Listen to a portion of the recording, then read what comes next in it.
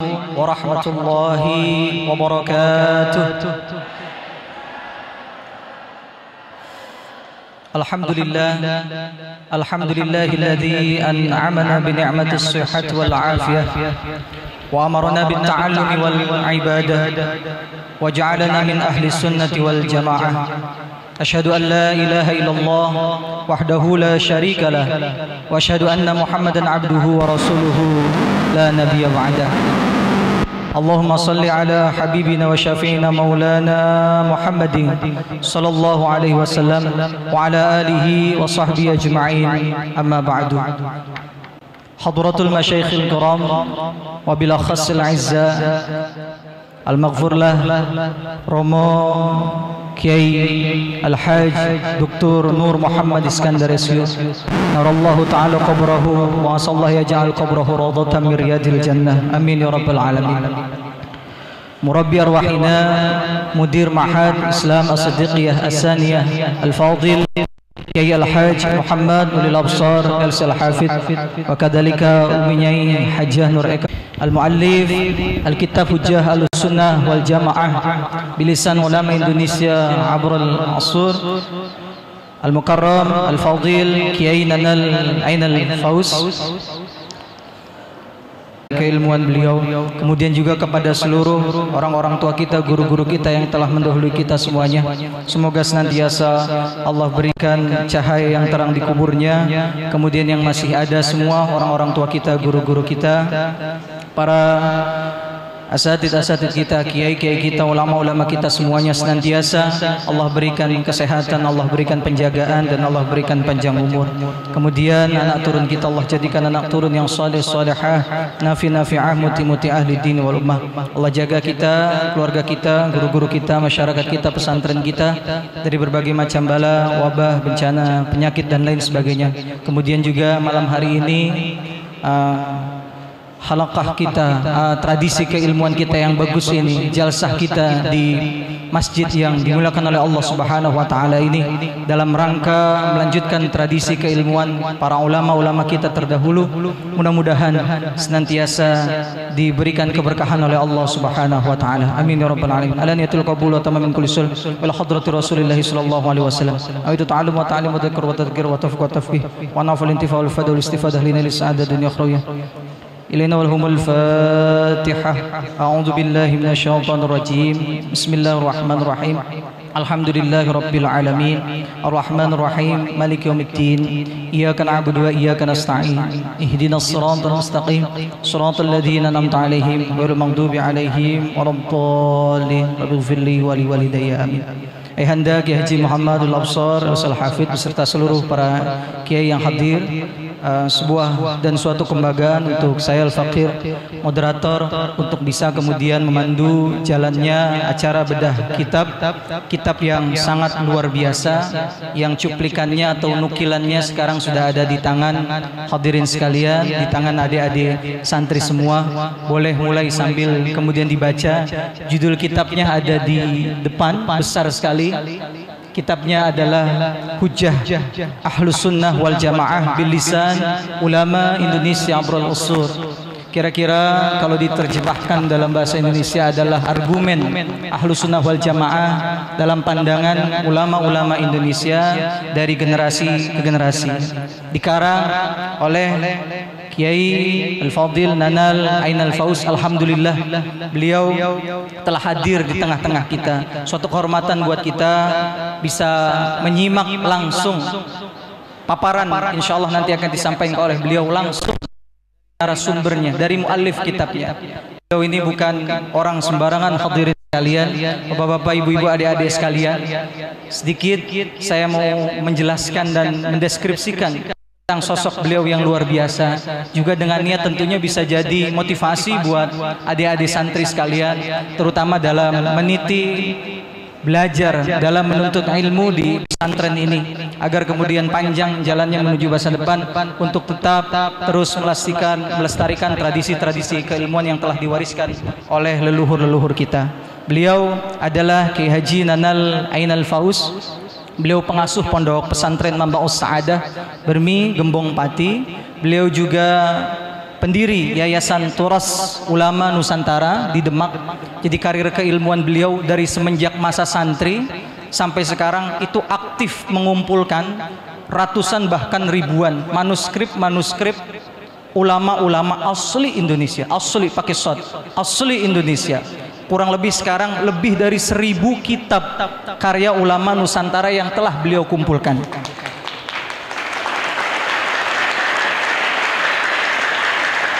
Dan ternyata adik-adik santri sekalian, ayahanda juga, kemudian beliau tidak hanya mengumpulkan tapi juga menelaah, kemudian juga meluaskan, kemudian mendeskripsikan, menggambarkan dan mengkaji, kemudian keilmuan-keilmuan itu semua sehingga lahir karya beliau yang lainnya. Di sini saya punya 3 catatan karya beliau.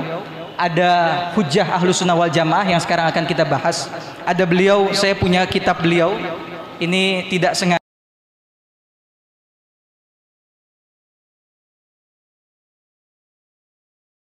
tengah-tengah kita semua dan sudah ditanda tangan sama beliau, alhamdulillah, tadi di rumah Abah. Ini beliau As-Sabat Al-Indonesi.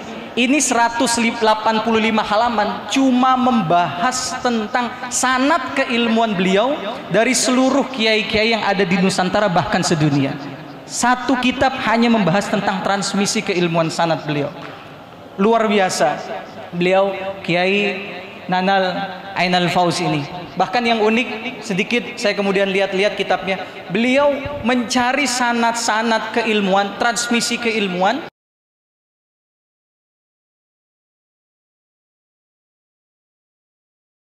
Sanadnya melingkar, diambil dari guru-guru beliau yang ada kemudian ketika beliau sekolah di Damaskus, ketika beliau kemudian di Yaman.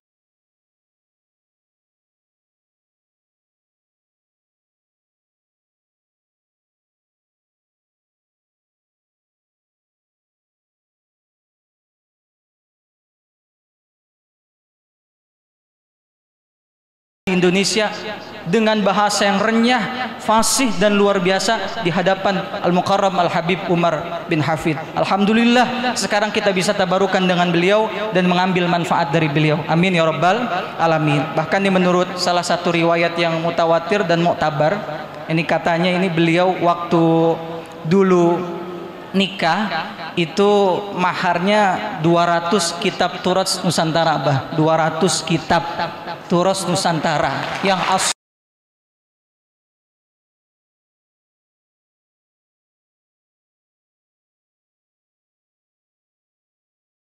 Ini nih sama adik-adik santri atau Dewan Asatid Ustadz Syarif yang masih mengikuti madhab Imam Nawawi kalau kata Abah kemarin, untuk kira-kira nanti kalau mau nikah boleh tuh ya satu, enggak usah banyak-banyak, satu kitab saja. Kalau beliau 200 kitab maharnya kepada istri beliau tercinta. Masya Allah, kita akan tabarukan dengan beliau hari ini, kemudian akan mengambil banyak ilmu dalam kitab Hujjah Ahlus Sunnah wal Jamaah. Ini kitab Hujjah Ahlus Sunnah wal Jamaah ya, tidak berbeda secara umum dengan kitab-kitab Ahlus Sunnah wal Jamaah yang sering dibedah di pondok kita, tapi banyak sekali keunikan dan hal-hal yang baru yang beliau kemudian rangkai dari, kalau tidak salah tadi saya baca sekilas, itu dari ulama yang paling tua, Syekh Nuruddin Araniri Aceh yang namanya diabadikan jadi UIN di Aceh, sampai guru kita yang 2 tahun lalu dipanggil oleh Allah Subhanahu wa taala, Syekh Maimun Zubair. Semua dalil-dalil tentang aswaja, baik dari sisi kemudian akidah,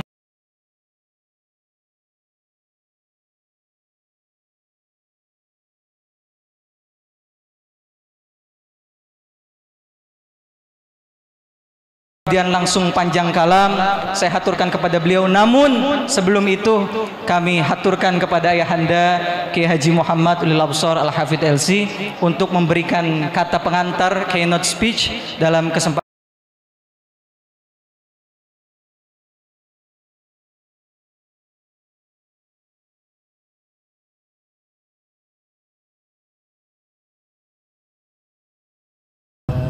guru kita Habib Habil bin Ismail Al-Kaf yang telah hadir di tengah-tengah kami sebagai sebuah keberkahan bagi kami seluruh santri-santri Pondok Pesantren As-Siddiqiyah 2. Begitu juga dengan Kiai Nur Hadi yang telah hadir. Saya ingin bercerita sedikit saja. Kebetulan sebelum acara bedah kitab ini, saya itu sholat Jumat. Dan masya Allah khotibnya dengan penuh semangat sekali gitu. Beliau mengatakan, kama qala Ustadz Fulan fi channel YouTube bi isnadin jayyidan ajastukum bihadhil ijazah. Wallahi itu terjadi pada saat saya sholat Jumat, dan itu mengenaskan di dalam hati saya. Seorang ustadz, asatid, pengajar khutbah Jum'ah, dan beliau menukil sebuah ungkapan dari salah seorang ustadz yang kita tidak tahu. Alhamdulillah, ini majelis ini untuk bedah kitab Hujjah Ahlus Sunnah wal Jamaah yang secara sekilas tapi panjang lebar tadi sudah disampaikan oleh moderatornya ini. Saya bingung sudah disampaikan semua ini. Ya, ala kulli hal. Ya. Ala kulli hal. Ini saya akan sedikit cerita tentang latar belakang saya sebelum masuk ke pembahasan bedah kitab. Latar belakang saya ini, dulu saya ketika masih umur kalian ini umur berapa ini? Ini yang SMP SMA ya? Iya. Ada yang Mahat Ali, ketika saya baru kira-kira umur SMA. Dulu saya di Syria. Saya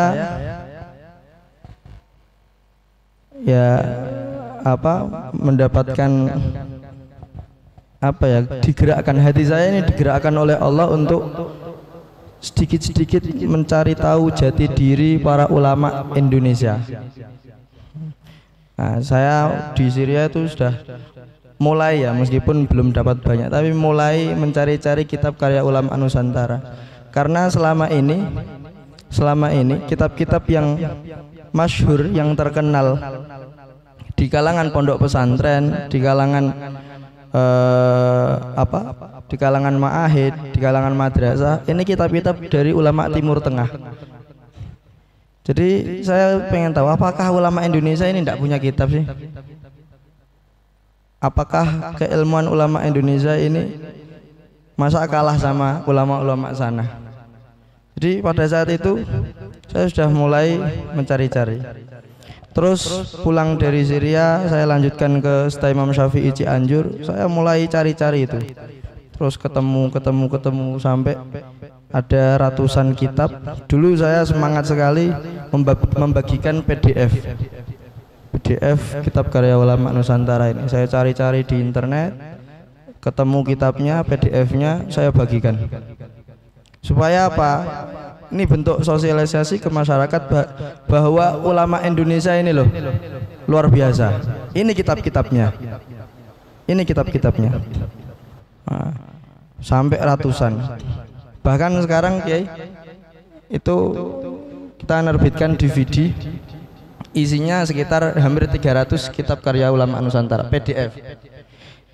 Itu DVD. Jadi ini saya sering ke lembaga-lembaga, saya punya DVD isinya PDF kitab ulama Nusantara. Kalau kalian, lembaga kalian, pesantren kalian, pondok kalian atau sekolah kalian ingin mempunyai literatur dari ulama Nusantara, silahkan sampean ambil, kalian copy sendiri, taruh di perpustakaan. Nah, nanti saya kirim ke.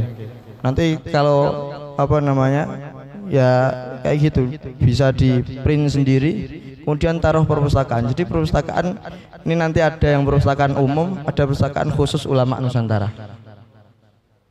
Jadi kayak gitu. Terus kalau kurang lagi 300 kurang lagi, di rumah saya ini di rumah ada perpustakaan isinya insya Allah lebih dari 1000 kitab karya ulama Nusantara berbentuk fisik ini, berbentuk fisik. Nah kalau 300 tadi masih kurang, silahkan datang ke rumah, silahkan kalau mau dikopi. Saya tidak akan minta bayaran, tidak akan minta apa, silahkan dikopi. Biar apa namanya, kitab-kitab ulama Nusantara nyebar ke seluruh pondok pesantren, hatta di Timur Tengah. Tadi sudah disinggung sama moderator bahwa kemarin ya alhamdulillah Al-Fakir diminta untuk mempresentasikan sedikit kitab tentang hubungan antara ulama Indonesia dengan ulama Yaman di depan Habib Umar. Dan kalau pengen lihat silahkan dilihat di YouTube, insya Allah ada. Tapi masih bahasa Arab. Nah, insya Allah ini kalau lihat dari gurunya, dari beliau Kiai Ulil Absar, insya Allah paham bahasa Arab. Insya Allah. Ini sumber hukum. Taklid itu apa? Ijtihad dulu. Ijtihad itu apa? Ijtihad itu adalah mengerahkan seluruh kemampuan untuk mengambil hukum langsung dari Al-Quran dan hadis. Jadi ada Quran, ada hadis, kemudian orang ini langsung ngambil hukum dari sini, ngambil hukum dari sini. Sedangkan taklid itu apa? Taklid adalah mengikuti para mujtahid yang terlebih dahulu. Jadi tidak perlu repot-repot cari hukum di Quran dan hadis, akan tapi sudah ada ulama-ulama terdahulu yang ngambil hukum dari Quran dan hadis, kita tinggal mengikuti. Itu namanya taklid. Lah di dalam kitab ini, kitab Hujjah Ahlussunnah wal Jamaah, saya menyatakan bahwa para ulama Nusantara dari dulu hingga sekarang mengatakan seperti ini, bahwa orang yang mampu berijtihad sendiri, dalam arti dia mampu untuk mengambil hukum langsung dari Quran dan hadis sendiri, maka dia harus berijtihad. Akan tetapi apabila tidak mampu itu contohnya bagaimana? Kita baca Quran, tidak tahu maknanya, tidak tahu artinya, baca hadis tidak tahu artinya. Kalaupun tahu, pengetahuan kita tentang Quran, tentang hadis setengah-setengah. Nah ini kita tidak mampu untuk ijtihad langsung, ngambil hukum langsung dari Quran dan hadis. Maka orang yang tidak mampu ijtihad langsung, maka ya harus taklid, mengikuti ulama-ulama mujtahidin yang terlebih dahulu, mengikuti hukum-hukum yang sudah mereka ambil dari Quran dan hadis. Nah, ini saya bacakan sebagian halaman 98 ya.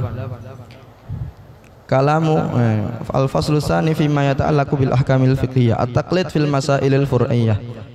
Hukum taklid dalam masalah-masalah furu'. Kalamul Allamah Muhammad Nawawi Al-Bantani, ucapan Syekh Muhammad Nawawi Banten. Nah, ini nama beliau Syekh Nawawi Banten, asli Banten ya, asli Banten, yang Masya Allah berkarir sukses, masyhur ini. Beliau berkata ini, ada kitab namanya Kitab Naqawatul Aqidah, ini nazoman. Karena beliau hebat, mempunyai kitab nazaman namanya Naqawatul Aqidah. Hifdzan likulliyatin summa tammima. Artinya wa amal bitaklidin imamin, ditaklidi imamin. Mengamalkanlah, lakukanlah taklid kepada imam Malik wal Imam Ahmad bin Hanbal radhiyallahu anhum.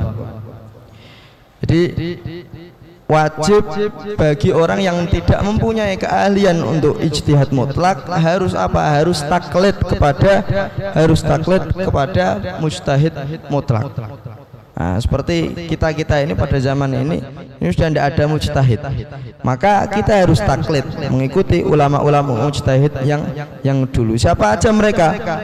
Min ahadi ya fil furu'i min ahadil a'immatil masyhurina al Imam Asy-Syafi'i, yaitu Imam Syafi'i, Imam Abu Hanifah, Imam Malik, Imam Ahmad bin Hanbal.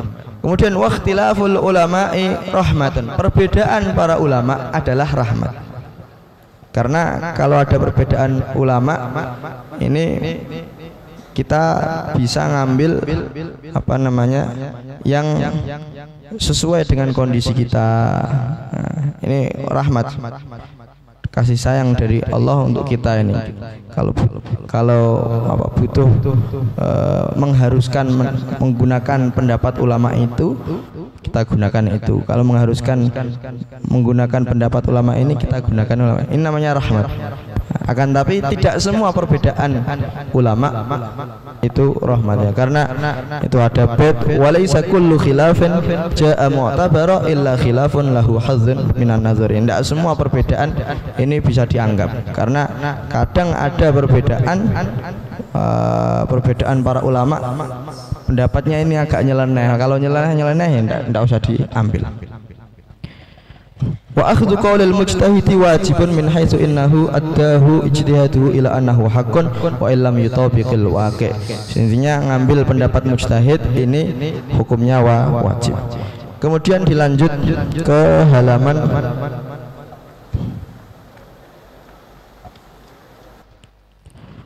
halaman 101. Halaman 101. Kalamu Asy-Syaikh Ma'sum bin Salim As-Samarani.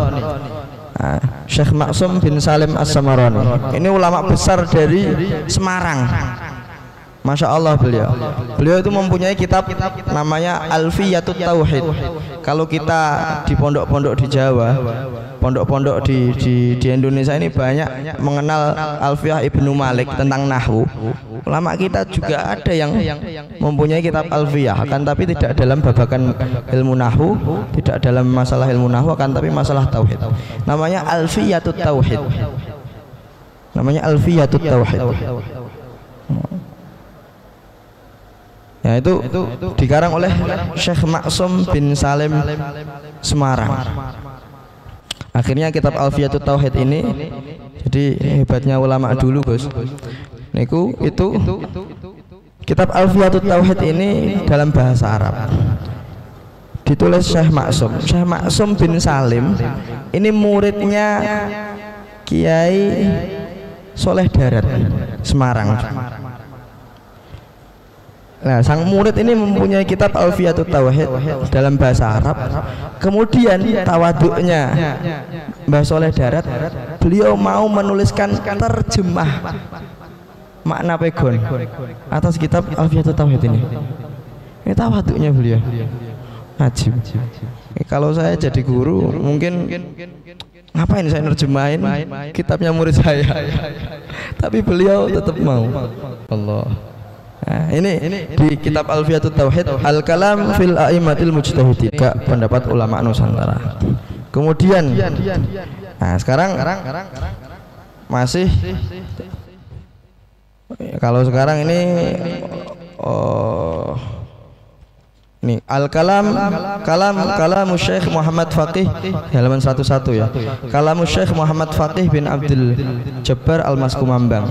Jadi di Gresik sana, di daerah Maskumambang ada namanya ulama Syekh Muhammad Faqih bin Abdul Jabbar Maskumambang. Beliau salah satu pendiri Nahdlatul Ulama. Salah satu pendiri Nahdlatul Ulama. Dulu statusnya sebagai apa, guys? Apa ya beliau? Lupa saya.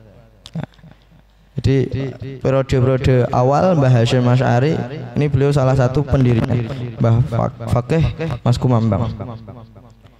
Beliau mempunyai kitab namanya An-Nususu Al-Islamiyah fi Raddi ala Al-Wahabiyah untuk mengkot. Kemudian ini penting juga ini. Wala yakunu syakhsu mujtahidan ijtihadan mutlaqan illa idza ijtama'at fihi syurutuhu. Seseorang tidak akan menjadi mujtahid mutlak apabila sudah memenuhi syarat-syaratnya, kriteria-kriterianya. Ini ada syarat-syaratnya, banyak sekali syarat-syaratnya. Di antaranya harus mengetahui wahya ma'rifatu anwa'i mahali al-ahkami minal adillati kal am wal khas. Harus tahu mana yang am, mana yang khas dari Al-Quran dan hadis itu. Wal mutlaq wal muqayyad, mana yang mutlak, mana yang muqayyad. Wal mujmal wal mubayyan wan nas wal zahir wa ghairu dzalika min anwa'i adillatil kitabi was sunnati wa ma'rifat anwa'i sunnati minal mutawatiri wal ahadi. Harus tahu juga hadis ini apakah hadis mutawatir atau hadis ahad. Hadis mutawatir itu hadis yang diriwayatkan dari suatu kelompok, ya, diriwayatkan oleh suatu kelompok yang mana kelompok ini mustahil untuk berbohong, kemudian diriwayatkan ke generasi berikutnya.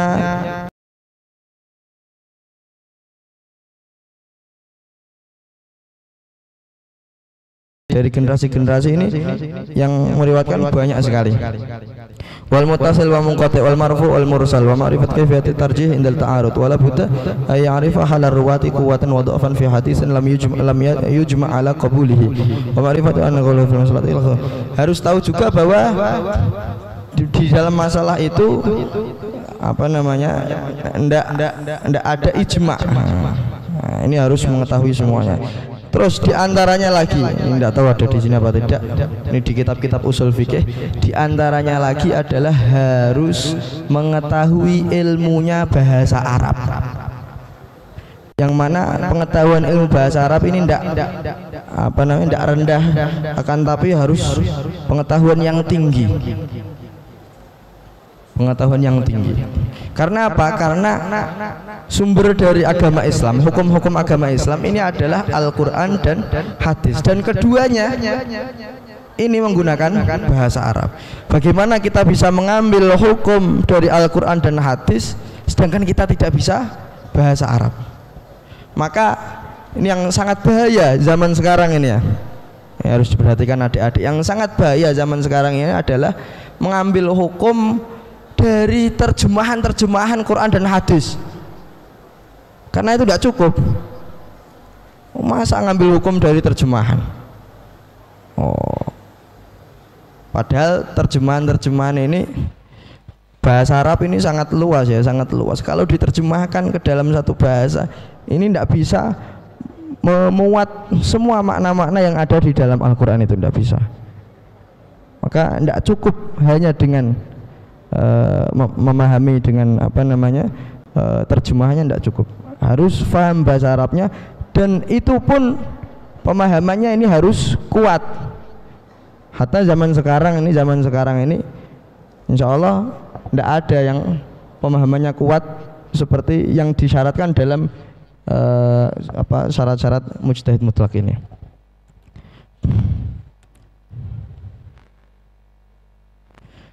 Walakin lam yujad, ini halaman 103. Walakin lam yujad al-yauma man ijtama'at fihi tilka syurutul madhkurah. Ini kata Syekh Faqih Mas Kumambang, zaman sekarang tidak ada orang yang bisa mengumpulkan syarat-syarat. Mau tidak mau kita harus taklid.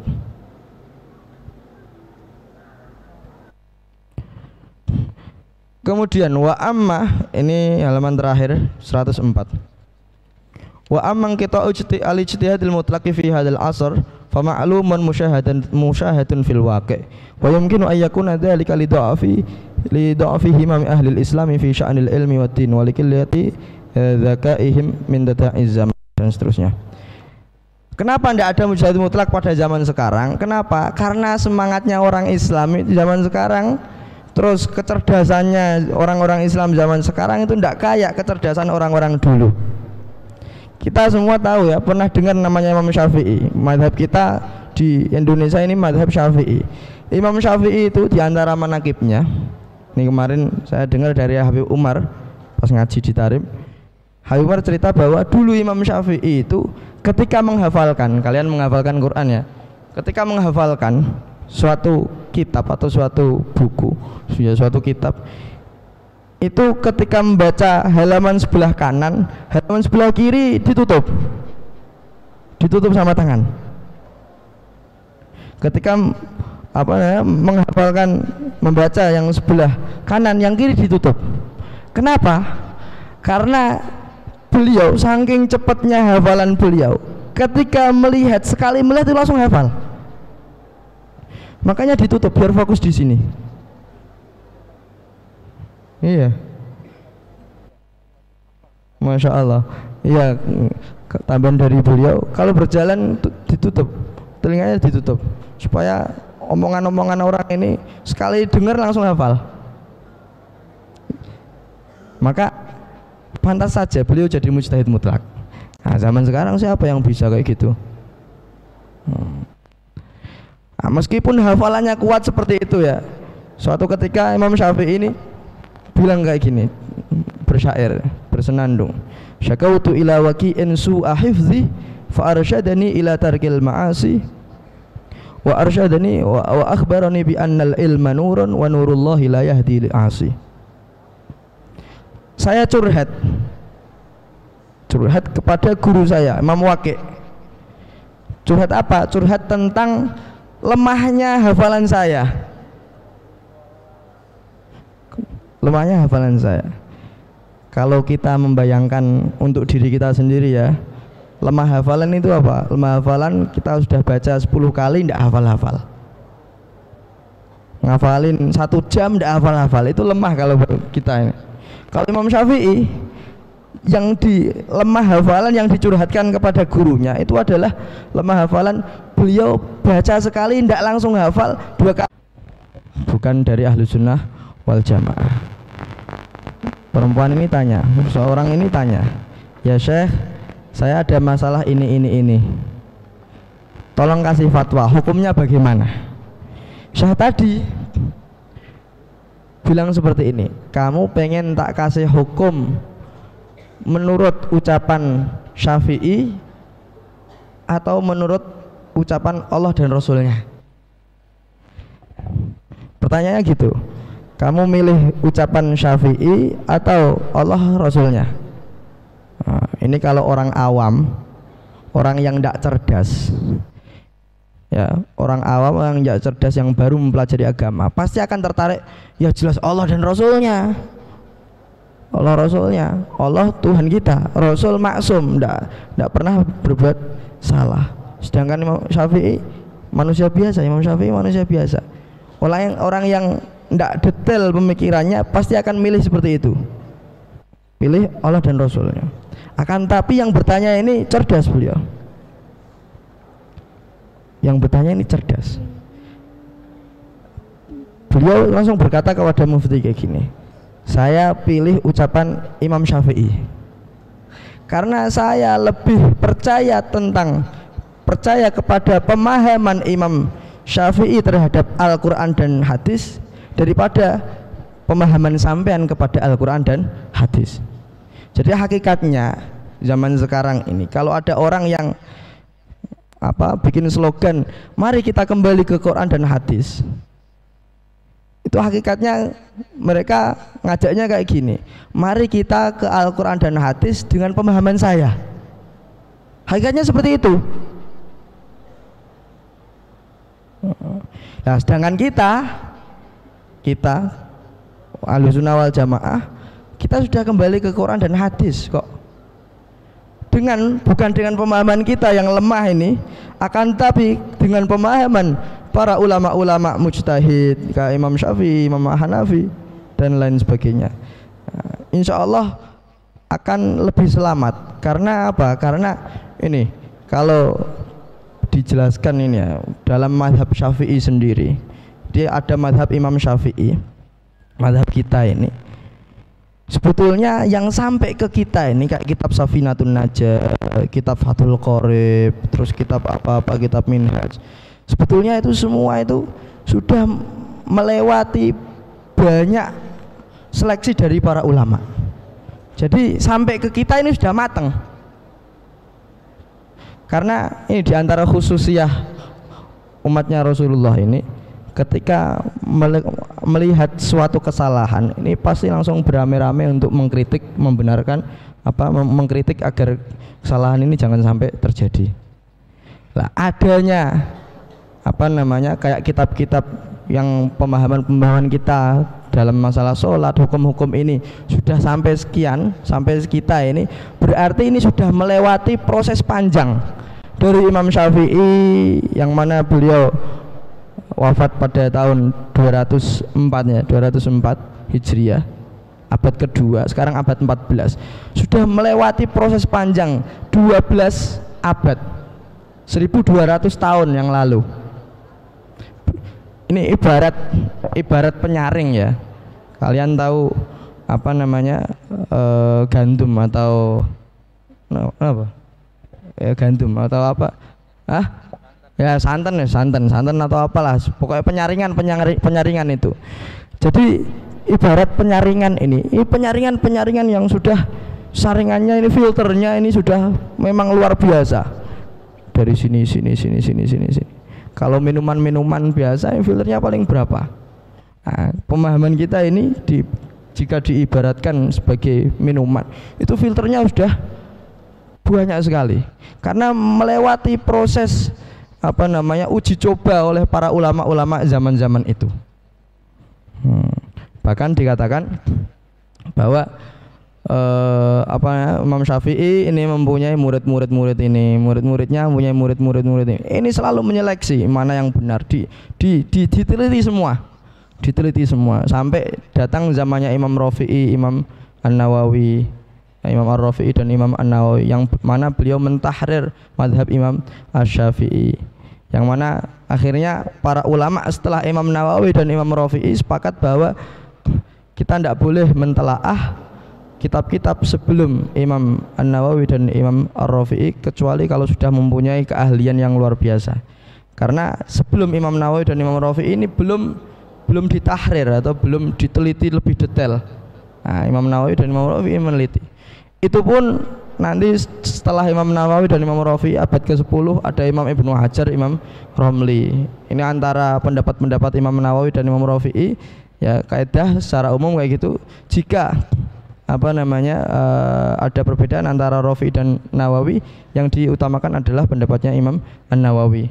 Nah, dan Imam Nawawi sendiri dalam satu kitab dengan kitab yang lain ini banyak kadang ada perbedaan. Ini yang mana yang dulu kita dahulukan, ini nanti diteliti. Jadi mazhabnya Imam Syafi'i kemudian sampai ke Imam Nawawi, Imam Rafi'i, diteliti lagi sampai ke Imam Ibnu Hajar, sampai terakhir sampai ada ulama kita dari Pacitan, namanya dari Jawa Timur sana, Syekh Mahfud At-Tarmasi. Syekh Mahfud At-Tarmasi ini ulama luar biasa juga ya, bahkan dikatakan beliau termasuk salah satu al-fuqaha al-muhaqqiqin al-mutaakhirin, ahli fikih yang periode-periode akhir, yang ahli tahqiq. Kitabnya besar. Ini kemarin saya sampaikan di depan Habib Umar juga. Kitabnya, beliau mempunyai kitab yang luar biasa, namanya kitab Mauhibah Dzil Fadl. Mauhibah Dzil Fadl, Hasyiyah ala Mukhtasar Ibn Fadl. Ini kitabnya karya ulama Indonesia, ini harus kita banggakan, kita harus merasa bangga. Harus punya juga. Beliau punya kitab ini besarnya itu 7 jilid. Bayangkan 7 jilid, besar-besar. Enggak jilid segini, enggak, besar-besar, satu jilidnya besar. Nah, itu ditahqiq oleh guru saya namanya Syekh Syadi Arbas. Beliau, Syekh Syadi, pernah pas dulu kita ngaji di Cianjur, pernah cerita bahwa Syekh Mahfud At-Tarmasi ini luar biasa ngalimnya, luar biasa, apalagi tentang falak.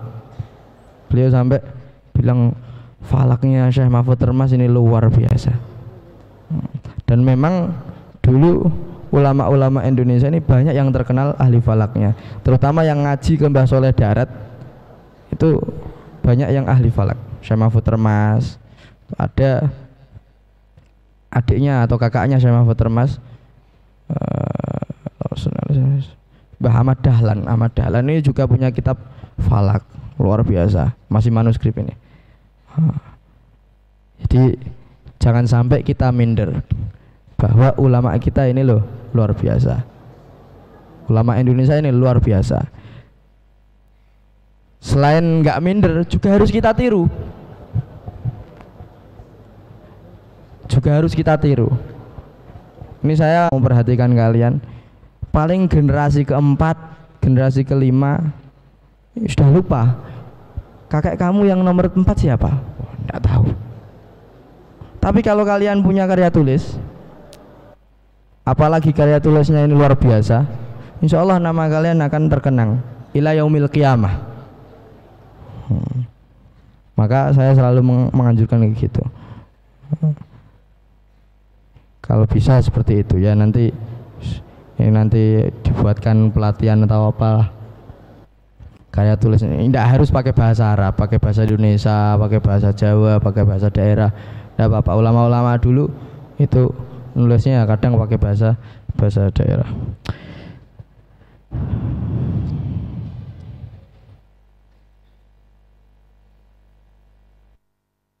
Yang terakhir ini yang sering amalia-amalia kita ini sering dikomplain oleh digugat oleh kelompok-kelompok lain. Itu mereka selalu menuduh kita amalan kalian kayak ziarah kubur, tahlilan, istighosahan, tidak ada dalilnya. Saya kasih kaidah ammah, kaidah umum. Ini kaidah ini masyhur sekali di kalangan para ulama, yaitu apa? Adamul wujdan la yadullu ala adamil wujud. Kalian tidak tahu sesuatu, tidak menemukannya kalian terhadap sesuatu, bukan berarti sesuatu tersebut tidak ada. Ketika kalian ngomong tidak ada dalilnya,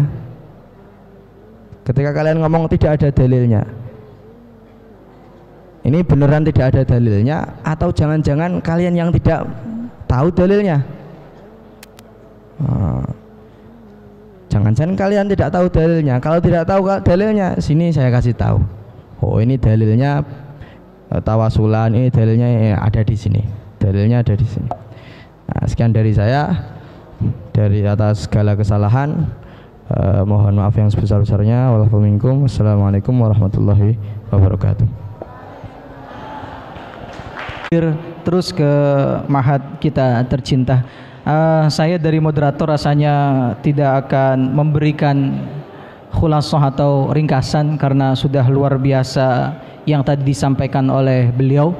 Saya akan langsung membuka sesi tanya jawab kepada para santri. Moderator buka menjadi 2 sesi, ada sesi pertama dan sesi kedua. Kami haturkan kepada para santri, mungkin dari Mahat Ali dulu terlebih dahulu yang ingin mengajukan pertanyaan, kemudian nanti baru dari santri-santri yang lain. 3 penanya kemudian dijawab sama Pak Yai, kemudian baru 3 penanya selanjutnya, baru kemudian kita akhiri kajian kita pada kesempatan kali ini, jalsah kita dan majelis kita pada kesempatan kali ini. Monggo silahkan Mas Mahfud, mic-nya boleh disiapkan. Siapa? Monggo maju ke depan kayaknya. Ya, di depan ada mic-nya disiapkan nanti.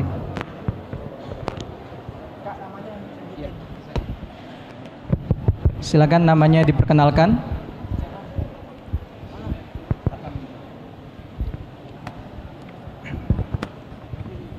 Berdiri, perkenalkan nama, dari mana, kemudian pertanyaannya. Assalamualaikum warahmatullahi wabarakatuh. Nama saya Muhammad Habib Ulul Arham, semester 5, mahasantri dari Mahat Ali As-Siddiq ya. Kiai, saya ingin bertanya tentang ijtihad atau mujtahid mutlak. Di sini dijelaskan wal muradu bil ijtihadil mutlaq wa istinbatul ahkami minal kitabi was sunnati, dan beberapa surutnya itu tentang mengetahui am, khas, mutlak dan muqayyad. Dan berangkat dari sini tentang siapa saja yang bisa menjadi mujtahid mutlak. Dan Imam Syafi'i salah satu mujtahid mutlak dan memiliki murid-murid yang spesial. seperti halnya Imam Muzani dan imam-imam lainnya. Dan Imam Syafi'i sendiri menjadi salah satu murid dari Malik bin Anas ya. Dan Imam Syafi'i itu bisa menjadi mujtahid mutlak karena ia memiliki kecerdasan atau kealiman yang tinggi. Terus Imam Al-Muzani atau Imam Muzani itu menjadi salah satu murid Imam Syafi'i yang juga memiliki kecerdasan dan juga memiliki kealiman yang luas, dan juga salah satu murid spesial dari Imam Syafi'i. Dan pertanyaannya, kenapa Imam Al-Muzani itu tidak dianggap sebagai mujtahid mutlak, ataupun jika dianggap sebagai mujtahid mutlak, kenapa tidak masyhur seperti mujtahid-mujtahid lainnya, padahal itu termasuk memiliki kealiman yang setara dengan Imam Syafi'i. Terima kasih. Sekian dari saya. Assalamualaikum warahmatullahi wabarakatuh. Waalaikumsalam warahmatullahi wabarakatuh. Terima kasih kepada Mas Habib Ulur Arham, Mahat Ali semester 5. Kemudian yang putri ada? Oh, sudah dikasih mic ya? Monggo berdiri. Silakan perkenalkan nama, kemudian asal dan juga pertanyaan. Assalamualaikum warahmatullahi wabarakatuh. Nama saya Alfi Nur Laila. Saya semester 5 Ma'had Ali Riyadul Jannah Hasidikiyah 2 Tangerang. Kiai, di sini saya akan bertanya. Pengambilan hukum yang langsung dari Al-Qur'an dan hadis telah mengalami perbedaan pendapat di kalangan para mujtahid mutlak. Dan kita dari kalangan Ahlus Sunnah, khususnya Nahdiyin, yang hanya diperkenankan untuk mengikuti 4 madhab. Padahal ada madhab-madhab yang lain selain itu, yang kalau diruntutkan sanad keilmuannya sampai kepada Rasulullah SAW. Yang ingin saya pertanyakan, kenapa dalam segi beribadah kita hanya diperkenankan untuk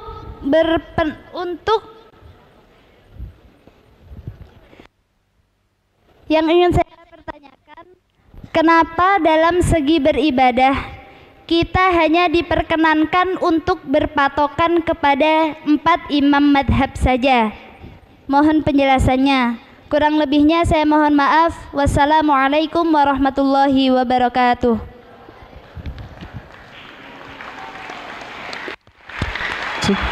Terima kasih Mbak Alfi Nur Laila. Satu pertanyaan lagi untuk sesi yang pertama. Mungkin tadi Mahat Ali udah dari anak-anak SMA atau SMK. Monggo. Mana? Ya, dikasih ke Mahfud. Punten. Berdiri, perkenalkan nama, kemudian pertanyaannya. Assalamualaikum warahmatullahi wabarakatuh. Nama saya Vito Fazal Farizi dari kelas 12 SMA Manbaul Ulum. Pak Kiai, saya ingin bertanya, pada zaman sekarang ini begitu banyak muncul golongan yang mengatasnamakan Ahlus Sunnah wal Jamaah. Perdebatan argumentasi selalu seputar syirik, bid'ah, tawasul dan khurafat. Pertanyaan saya, mohon penjelasan dari Pak Kiai menjelaskan apa itu makna dari syirik, bid'ah, tawasul dan khurafat, dan sejauh mana batas-batas dalam perbuatan tersebut agar kita tidak terjebak dalam hukum tersebut. Kurang lebihnya mohon maaf. Assalamualaikum warahmatullahi wabarakatuh.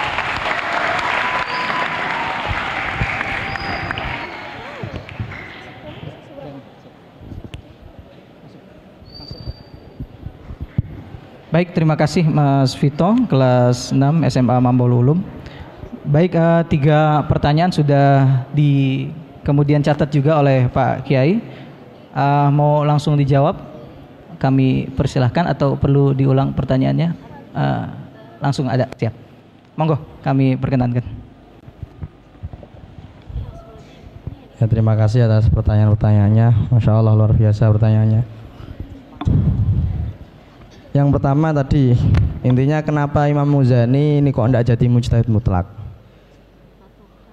Padahal Imam Syafi'i dulu muridnya Imam Malik. Imam Malik mujtahid mutlak, Imam Syafi'i mujtahid mutlak. Kenapa Imam Muzani kok enggak jadi mujtahid mutlak? Kenapa enggak jadi mujtahid mutlak?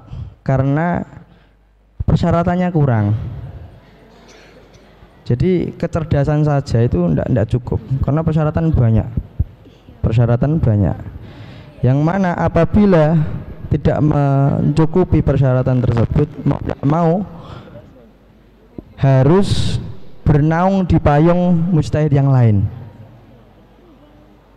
Nah, di sini Imam Muzani memang alim, memang luar biasa, kan tapi belum cukup syarat ijtihadnya. Akhirnya mau tidak mau ya harus bernaung di payungnya madhabnya Imam Asy-Syafi'i. Dan beliau sangat banyak berjasa ya dalam penyebaran madhab Imam Syafi'i, dalam pencatatan pendapat-pendapat Imam Asy-Syafi'i itu. Nah, seandainya sudah mencapai derajat mujtahid mutlak, mau tidak harus jadi mujtahid mutlak sendiri, tidak boleh ngikut yang lain. Tidak boleh ngikut yang lain. Kalau dalam literatur madhab Syafi'i sendiri, ini apa namanya, tidak terlalu banyak khilaf antara Imam Syafi'i, perbedaan antara Imam Syafi'i dan murid-muridnya. Banyak tapi tidak terlalu condong kayak gitu. Di Imam Syafi'i berkata seperti ini. Kalau di madhabnya Imam Abu Hanifah malah lebih ngeri lagi. Dua itu yang Muhammad Asy-Syaibani sama Imam Abu Yusuf. Muhammad Asy-Syaibani, Abu Yusuf. Di dalam madhab Imam Abu Hanifah malah lebih ngeri lagi. Jadi pendapatnya biasanya di kitab-kitab Hanafiyah itu bilangnya kayak gini, qala Abu Hanifah wa qala Muhammad Asy-Syaibani wa qala Abu Yusuf. Padahal dua-duanya ini muridnya Imam Abu Hanifah, tapi perbedaannya ini langsung ditonjolkan di depan. Nah, meskipun demikian, meskipun langsung kelihatannya kayak adep-adepan ini, akan tapi dua ulama ini, dua muridnya Imam Abu Hanifah ini, karena tidak bisa mencapai syarat mujtahid mutlak, maka tetap bernaung di naungan madhabnya Imam Abu Hanifah. Kaidah fikihnya itu tetap kaidah madhabnya Imam Abu Hanifah. Seperti itu. Kemudian pertanyaan kedua, saya kira itu sudah cukup ya untuk menjawab pertanyaan. Terus yang kedua, madhab dulu itu banyak. Ada madhab Sufyan Ats-Tsauri, madhab Sufyan bin Uyainah, terus madhab Al-Auza'i, ada banyak. Kenapa sampai sekarang ini yang boleh diikuti hanya 4 madhab? Kenapa? Karena ya, perhatikan, karena yang diabadikan hingga sekarang, yang diriwayatkan oleh generasi ke generasi berikutnya hingga sekarang itu hanya 4 madhab. Hanya 4 madhab ini. Jadi Imam Syafi'i mempunyai generasi, mempunyai murid, generasi yang mana generasi ini mau mengkaji pendapat-pendapatnya Imam Syafi'i. Kemudian generasi ini menelurkan generasi lagi mau mengkaji itu hingga sekarang. Makanya madhab Imam Syafi'i sampai sekarang masih ada, karena selalu dipelajari dan terjaga. Dipelajari dan terjaga dan selalu ditahlil, diteliti. Begitu pula madhab Imam Abu Hanifah, dari generasi murid beliau sampai sekarang masih selalu dikaji ini. Masih banyak yang meriwayatkan dari generasi dulu ke generasi sekarang, masih banyak. Begitu pula madhab Imam Malik, madhab Imam Ahmad bin Hambal, kayak gitu. Lah, sedangkan madhab-madhab yang lain kayak madhab Sufyan Ats-Tsauri, terus madhab Al-Auza'i, itu mereka mempunyai murid, mungkin muridnya semangat, akan tapi generasi berikutnya ini tidak mau menyebarkan ke generasi berikutnya, tidak mau menularkan ke generasi berikutnya. Nah, makanya hilang, sudah punah, karena tidak dirawat, karena tidak dilestarikan, makanya punah. Lah, karena ndak adanya sanad yang mutasil, sanad yang nyambung, sanad yang mutawatir dari generasi pertama ke generasi kedua hingga generasi sekarang, maka madhab-madhab tersebut tidak boleh diamalkan, karena nanti dikhawatirkan apa emang benar ini madhabnya Imam Sufyan Ats-Tsauri misalkan, sanadnya mana? Wah, terputus. Nah, kalau terputus maka kayak gitu, enggak bisa. Nah, di sini ada latifah ya, ada ini yang iya. Jadi saya sering ngomong ke orang-orang itu, kadang itu ada murid, kebanyakan murid terkenal gara-gara gurunya. Kayak sampean kalian pulang muridnya Kiai Ulil Absor, yang dikenal oleh masyarakat, sampean ini adalah muridnya Kiai Ulil Absor. Jadi dikenalnya sampean karena gurunya sampean. Ada pula yang sebaliknya, ada guru dikenal gara-gara muridnya. Saya kasih contoh, dulu di Mesir itu ada ulama besar, ada wali besar. Ini Masya Allah selalu mendapatkan ilham dari Allah. Namanya Syekh Ali Al-Khawas. Syekh Ali Al-Khawas. Syekh Ali Al-Khawas ini beliau wali, akan tetapi tidak bisa baca, tidak bisa nulis. Ammi, awam, tidak bisa baca, tidak bisa nulis. Lah, itu karena beliau mempunyai murid namanya Imam Sya'rani, yang mana Imam Sya'rani, Abdul Wahhab Sya'rani ini rajin menulis kalam-kalam gurunya. Beliau produktif nulis. Akhirnya kalam-kalam gurunya dikumpulkan jadi satu. Lah, Imam Sya'rani jadi ulama besar. Akhirnya apa? Nama gurunya terangkat karena Imam Asy-Sya'rani. Wah, kita sebagai murid kalau bisa jangan hanya keramat gandul kepada guru kita, akan tapi kalau bisa jadikanlah guru kita ini terkenal gara-gara kita. Bagaimana caranya? Harus lebih alim daripada guru sampean. Kalian ini harus jadi orang yang lebih luar biasa daripada guru kalian. Kalau kalian lebih luar biasa daripada guru kalian, nanti seakan-akan guru kalian ini dikenal oleh masyarakat gara-gara muridnya. Dan itu bukanlah suatu aib ya. Saya kalau jadi guru punya anak didik yang luar biasa, saya malah seneng. Dah, kamu alim enggak apa-apa wis. Lebih ngalim dari saya enggak masalah, saya lebih seneng.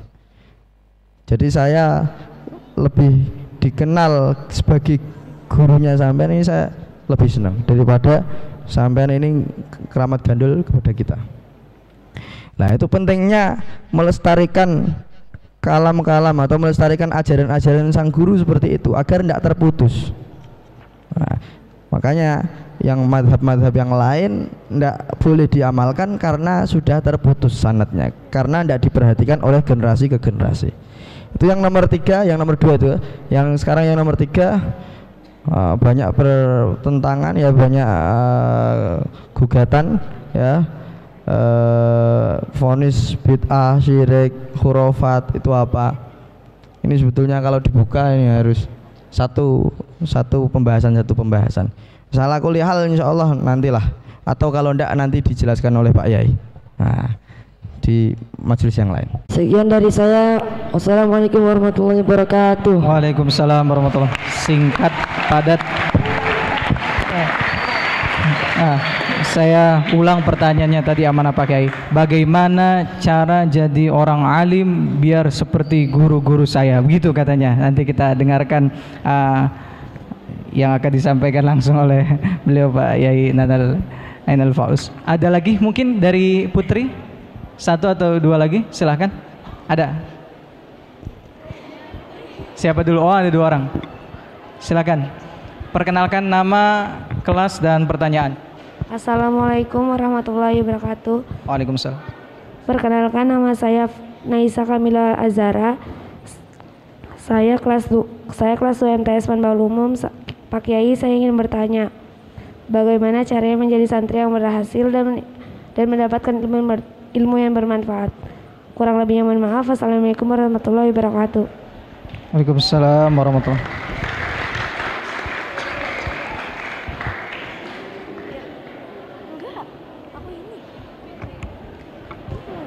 Masih ada lagi? Ada, silakan.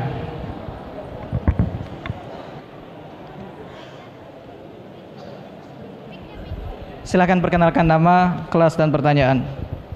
Assalamualaikum warahmatullahi wabarakatuh. Waalaikumsalam. Saya kelas 2 SMP Membaulung. Nama saya Nafirul Ikhlas. Saya kelas 2 SMP dari Siapa Membaulung. namanya? Nafirul Ikhlas. Nafirul Ikhlas. Saya ingin bertanya apa saja langkah untuk menjadi seorang penulis kitab dan yang baik. Tips-tipsnya menjadi mu'alif kitab yang baik. Ya. Penulis kitab yang baik, Masya Allah.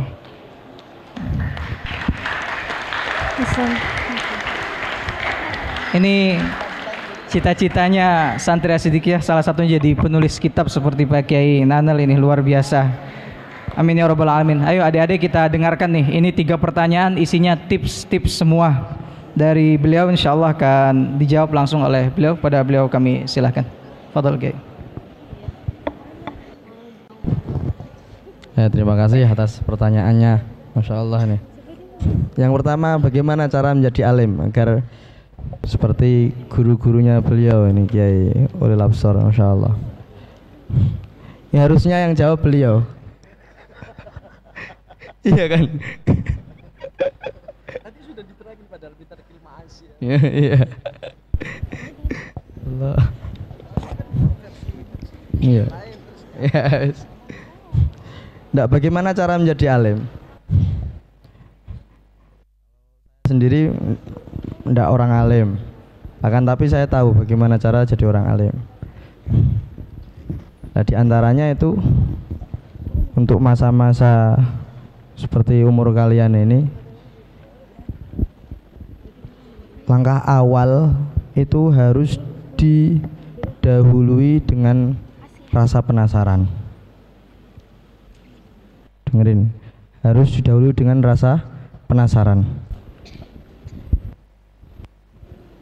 Masa-masa seperti ini itu harusnya sedang masa kepo-keponya. Ada pembahasan hukum masalah ini apa, ini bagaimana. Ndak hanya ilmu agama tok ya, kan tapi ilmu-ilmu lain itu kalau kalian pengen mateng, benar-benar mateng ilmunya, itu harus didahului dengan rasa penasaran. Karena kalau sudah penasaran dan penasaran ini kuat, mau ndak mau kalian ini harus buka buku, buka kitab, baca-baca. Dari baca-baca, kalau ilmu syariat ya baca-baca sambil digurukan ya. Kalau ilmu-ilmu umum baca-baca terserah, enggak apa-apa. Kalau ilmu syariat baca-baca sambil digurukan. Hasil yang sampean baca coba konsultasikan kepada guru-guru sampean, apakah benar pemahaman saya seperti ini. Kayak gitu. Ini kalau membahas tentang apa kealiman ulama-ulama dulu itu ada kitab yang menceritakan seperti ini, bahwa dulu di antara para ulama dulu saking senengnya membaca kitab, membaca buku, itu sampai ndak mau melewatkan sedikit waktu pun untuk lepas dari buku. Bahkan ya, karena asik baca buku ini ya, karena asik baca buku itu sampai ada yang rela makan, biasanya makan roti itu hanya makan bubur, dan itu pun disuapin sambil baca buku, disuapin sama anaknya atau istrinya. Jadi ini apa, mulut ini makan tapi mata tetap baca, mata tetap baca. Ada juga yang modelnya biasanya roti ini jadikan bubur. Bubur kalau makan langsung serutup habis, tidak membutuhkan waktu banyak.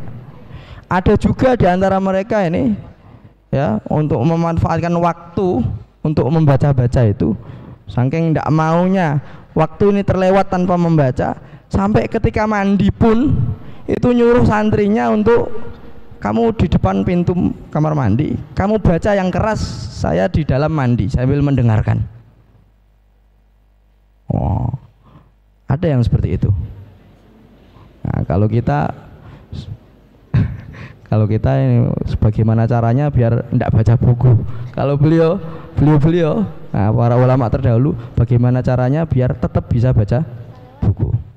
Ada juga nih, tadi saya barusan baca dari kitab apa itu yang jenengan kasihkan ke As-Sabru 'ala Zaujat. Tadi saya baca bahwa Imam Qadhi Iyad, diceritakan bahwa Imam Qadhi Iyad ini dulu suatu ketika berkunjung ke salah satu ulama. Ulama ini baru menyelesaikan kitab, masih hangat kitabnya, masih hangat. Terus diperlihatkan, ini kitab baru saya. Imam Qadhi Iyad akhirnya penasaran, ini tak bawa dulu ya, tak baca dulu ya, tak bawa pulang, mau tak telaah. Oh jangan, ini naskah satu-satunya, kalau ini hilang kitab saya hilang. Jangan, tidak, saya janji saya bakal merawat ini, besok saya balikan. Akhirnya apa? Ya wes, karena yang minta ini Qadhi Iyad ulama besar, ya wes tidak apa-apa, saya percaya. Akhirnya bawa pulang, malamnya ditelaah, dikaji. Nah, karena asik baca buku ini, dikode-kode sama istrinya, diomongin sama istrinya, ndak noleh, karena asik sama buku, ndak merespon istri, sampai istrinya marah. Nah ini sampai subuh baca kitab, ditinggal jamaah, pergi ke masjid, balik-balik, ada roti apa ini kok hangus-hangus, enak ini kayaknya. Tanya ke istrinya, Bu, masak apa kok enak? Ini nih masak ini. Apa ini? Kitab sampean. Dibakar kitabnya. Kitabnya, aduh, kitab pinjam dibakar sama istri. Tapi tidak kehabisan akal. Kalau kita kalau sampean saya ini, aduh gimana ini, saya bingung ya, minta maaf ke yang mempunyai kitab itu. Tapi kalau Qadhi Iyad, Masya Allah, hafalannya luar biasa. Akhirnya nulis lagi kitab yang tadi malam dibaca, ditulis lagi. Selesai, dikembalikan. Maaf ya bro, tadi malam ini saya asik, ternyata istri saya marah, dibakar. Sudah, ini saya salin lagi dari hafalan saya. Coba sampean lihat, kalau ada yang salah atau apa, sampean ingatkan. Dibaca-baca, Masya Allah, sempurna, sesuai dengan apa yang ditulis sebelumnya. Diingatan beliau luar biasa. Satu kali baca itu. Nah, ini dari kisah ini yang ingin saya titik poinkan, bukan karena dimarahin istrinya, bukan ya. Akan tapi saking senengnya baca kitab sampai istrinya ini dicuekin. Itu. Nah, kalau pengen jadi alim harus pertama tadi rasa penasarannya ini dibesarkan, kemudian harus rajin baca-baca kitab, baca-baca buku. Cara agar mendapatkan ilmu yang bermanfaat. Napa nih guys? Bermanfaat. Ya ini dulu ada sebagian ulama mewasiati seperti ini. Setiap kali kalian mendengarkan suatu ilmu, maka kerjakanlah ilmu tersebut, lakukanlah ilmu tersebut meskipun selama sehidup cuma satu kali. Ini yang hal-hal yang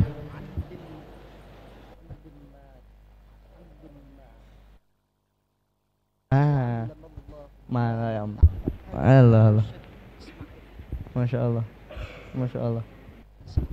Ya, Masya Allah. Ini tambahan dari guru kita, bahwa guru beliau Syekh Ismail bin Zain ini mengatakan, ajarkanlah ilmu kalian. Ini kalian dapat ilmu sedikit pun tidak masalah ya, sedikit, akan tetapi yang sudah mumpuni ya, ini ajarkanlah, maka yu'allimukumullah ma lam ta'lam, maka Allah akan mengajarkan kalian ilmu-ilmu yang sebelumnya kalian tidak ketahui. Ini sangat terbukti. Kiai-kiai dulu, ini kalau baca sejarah, kiai-kiai dulu itu ngajinya paling kitab-kitab pas mondok pesantren ya, kitab-kitab rendah-rendah, maksudnya kitab-kitab yang tipis-tipis, Aqidatul Awam, ya Jurumiyah, terus kitab-kitab Safinatun Najah, kitab-kitab yang tipis-tipis. Ndak kita kelas tinggi ndak kan, tapi kitab kelas tipis-tipis kayak gitu. Akan tapi ketika pulang ke rumahnya masing-masing, beliau-beliau para ulama terdahulu itu mengajarkan kepada anak-anak kecil. Akhirnya berkah mengajarkan apa yang sudah diketahui, apa yang sudah diajarkan, apa yang sudah didapatkan ketika dulu belajar. Akhirnya Allah memberikan ilmu kepada orang ini, sesuatu yang sebelumnya tidak dia ketahui, dan itu terbukti. Sampai kalau kayak gitu nanti coba aja sendiri, coba sendiri.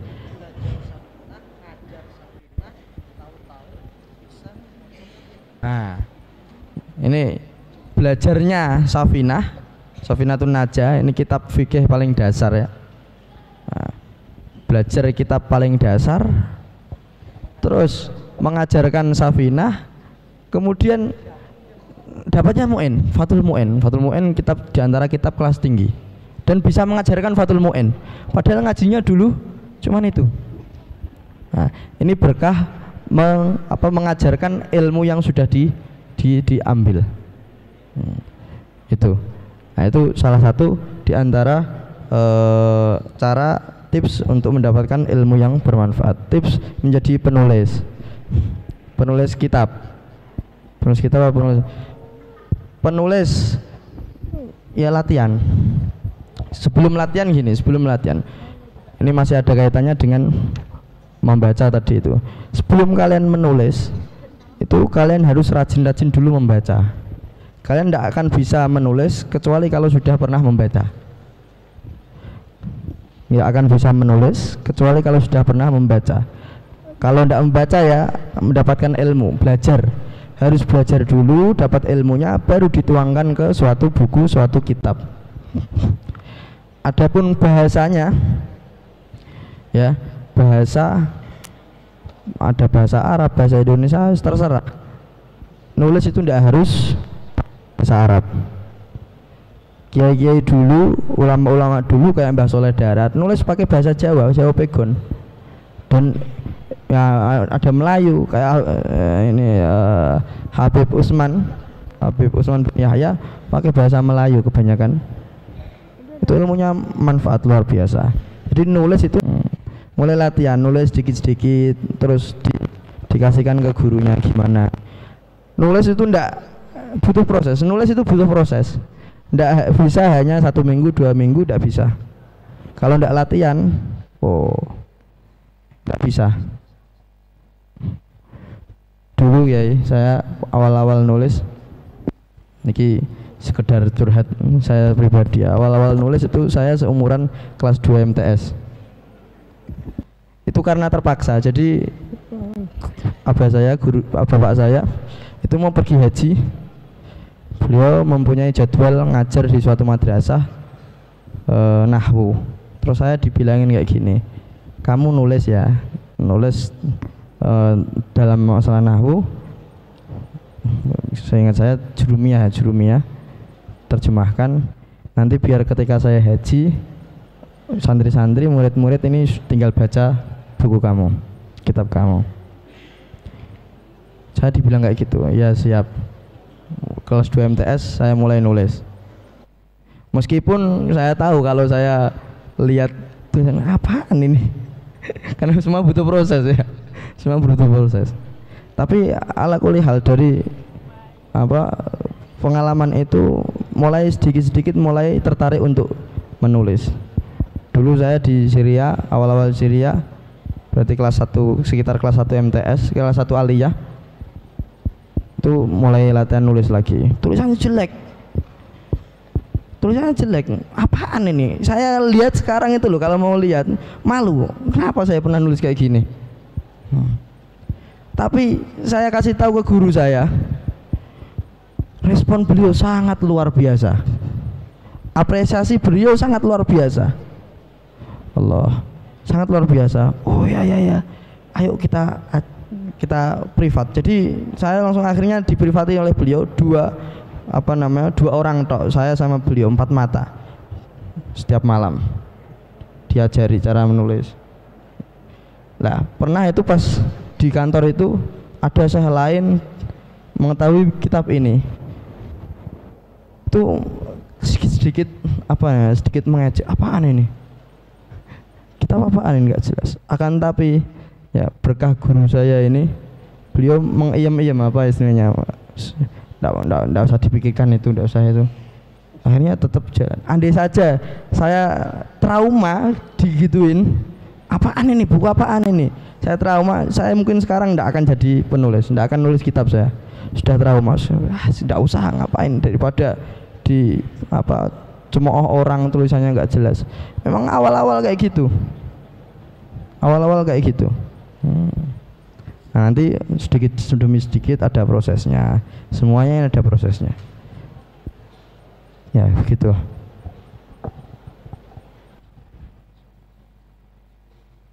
Biasa sekali tadi paparan tips-tips dari beliau. Satu, untuk menjadi orang alim, kemudian untuk mendapat ilmu yang manfaat, kemudian yang terakhir untuk menjadi seorang penulis yang handal.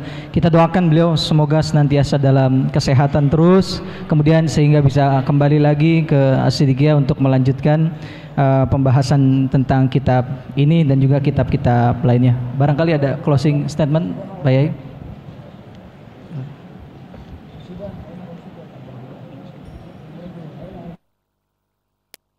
Baik, dengan demikian selesai seluruh rangkaian acara diskusi. Namun kita mohonkan barokah doa dari beliau wal Habib Habil bin Ismail Al-Kaf pada beliau. Falyatafaddal mashkura. Allahumma shalli ala Muhammad. Bismillahirrahmanirrahim. Alhamdulillahil alamin. Hamdu yafi ni'amahu wa yakfi mazidah ya rabbana lakal hamdu kama yanbaghi li jalali wajhika wa sultanik. Allahumma salli ala Muhammad fil awwalin wal akhirin wa sallim ala sayyidina Muhammad fil nabiyil mursalin wa sallim ala sayyidina Muhammad fil malil alimiddin.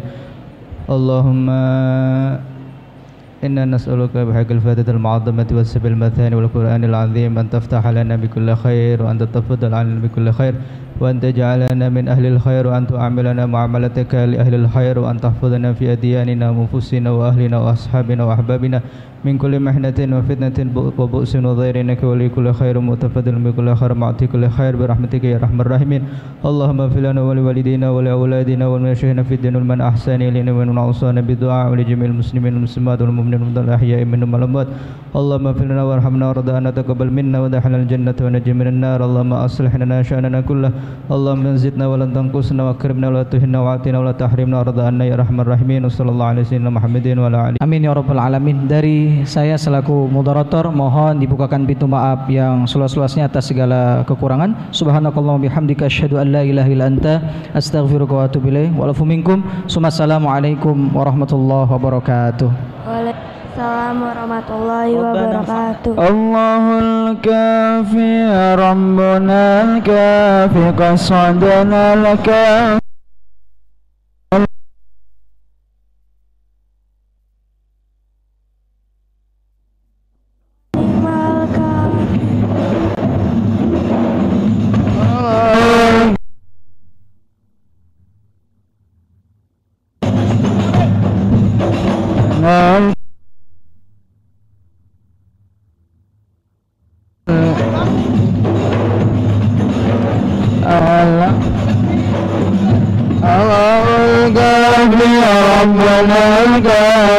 sadana laka wajudana kabir likamin kabir kabana kabir wa ni'mal kabir